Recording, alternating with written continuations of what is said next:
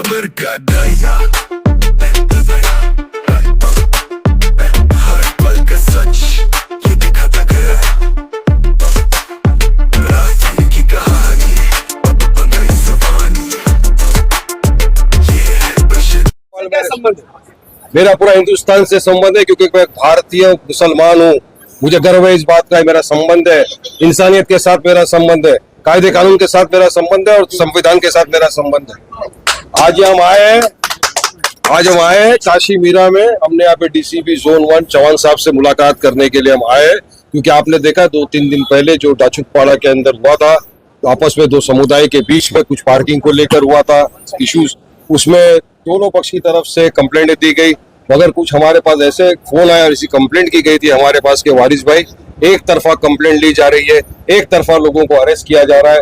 तकरीबन 9 लोगों को अब तक फायर करके अरेस्ट किया गया है और कुछ 40 के खिलाफ अज्ञात दिखाए गए हैं, जबकि दूसरी तरफ कोई चौपड़ लेके घूम रहा था, तलवार दिखा रहा था, उसके खिलाफ केस नहीं हो रहा। ये सारी काफी चीजें थी। हमारे को डायरेक्ट स्थानिक लोगों ने फोन किया, हमारी माँ बहनों ने फोन किया, काफी लोगों के फोन आए।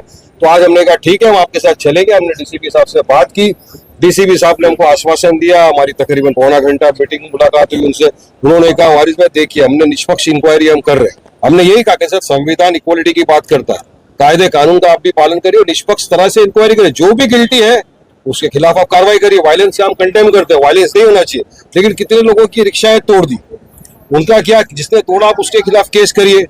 आपने एक से तरफ इंक्वायरी क्यों कर रहे हो? आप बीजेपी के कोई मंत्री यहाँ पे आके घूम रहे हैं, भड़काने की बात कर रहे हैं। सवाल आपको उनसे करना चाहिए कि आप क्यों घूम रहे हो एरिया के अंदर, भड़का रहे हो पूरी पब्लिक के पास जाकर।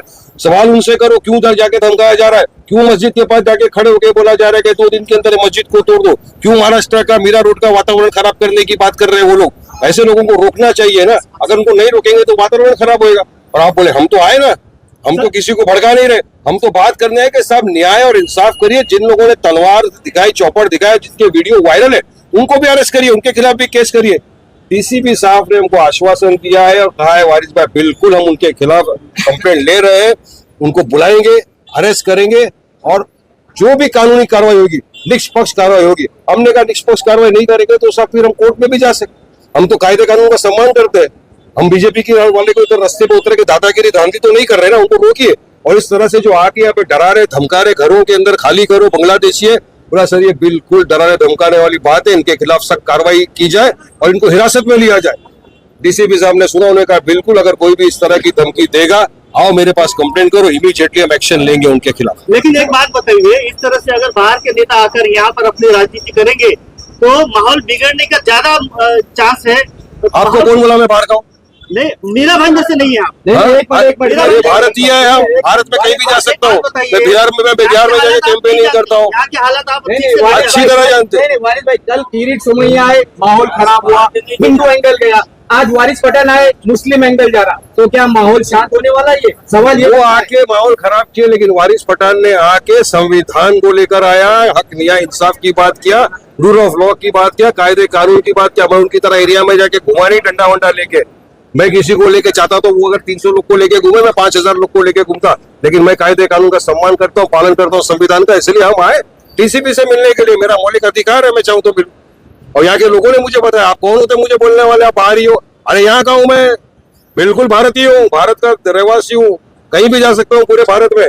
जहाँ भी मसलों मुझे इनको आवाज देगा मैं पूछूंगा वहाँ। बाहर इतने लोगों की मौत जमा है, लोगों को बहुत उम्मीद है कि आप उनके लिए कुछ न्याय ला पाएंगे। तो ये जो मॉब है इनको आप क्या आश्वासन दे रहे हैं? बिल्कुल अभी उससे बात करेंगे। वो ये रुके हुए हैं कि हमारी डीसीपी साहब से क्या बात हुई, उनको बताएंगे। जो आपको मैंने बताया उनके सामने मेरी बात रखूंगा। डीसीपी साहब ने आश्वासन दिया है कि इंशाल्लाह न्याय होगा, कोई भी बेगुनाह बेकसूर को अरेस्ट नहीं किया जाएगा और जिसने किया है उसको अरेस्ट किया जाएगा। एमटीबी पुलिस क्या न्याय नहीं कर रही, इसलिए लोग यहाँ जमा हो रहे हैं? यही लग रहा है ना लोगों को। अगर एक ही तरफ कार्रवाई कर रही है, यही तो लोगों का बोलना है कि कार्रवाई एक तरफ हो रही है और हम चाहते हैं कि निष्पक्ष कार्रवाई हो। हमारा ये बोलना है कि आप कार्रवाई दोनों पक्ष की खिलाफ बराबर करो, एक ही को आप टारगेट मत करो, दोनों की तरफ करो। उन्होंने कहा ठीक है बिल्कुल हम कंप्लेंट लेंगे और एफआईआर दर्ज करेंगे। और जो भी इन्वॉल्व, तो हमने वीडियो दिखाए जिसमें चौपड़ लेके घूम रहा है, 1-2 नाम बताया जिनका नाम लोगों ने बताया वहां पे, उनके खिलाफ भी कार्रवाई होगी। पुलिस प्रशासन यहाँ बड़े नेताओं की सुरक्षा रक्षा में ही लगे हैं, तो वो कब तफ्तीश करेगी, वो कब इंक्वायरी करेगी?